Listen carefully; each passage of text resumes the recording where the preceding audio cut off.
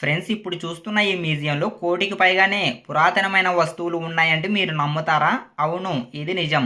ఇది హైదరాబాద్లో ఉన్న సాలార్జంగ్ మ్యూజియం. ఇందులోకి వెళ్ళడానికి ఎంట్రీ టికెట్ అయితే ఉంటుంది. పర్ పర్సన్ కు 50 రూపీస్. అలానే కెమెరా లేదా మొబైల్ ని తీసుకెళ్ళినా ఇక్కడ సపరేట్ టికెట్ అయితే ఉంటుంది. దానికి కూడా 50 రూపీస్ అయితే ఛార్జ్ చేస్తారు.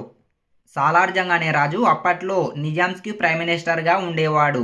అప్పట్లో అతనికి వాళ్ళ ఫ్యామిలీకి ఆర్ట్స్ కలెక్షన్ అన్న వాళ్ళకు ఇష్టమంట. అలా జపాన్, చైనా, ఈజిప్ట్ ఇలా చాలా కంట్రీస్ నుంచి వీటిని తెప్పించి 16 డిసెంబర్ 1951లో ఇలా మ్యూజియంగా మార్చారు.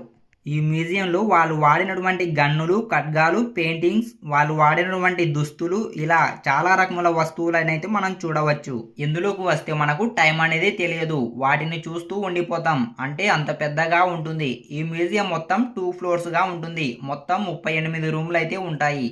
ఈ మ్యూజియంలో వీక్ డేస్, వీకెండ్స్ అంటూ ఏమీ ఉండదు. దీన్ని చూడడానికి డైలీ వస్తూనే ఉంటారు.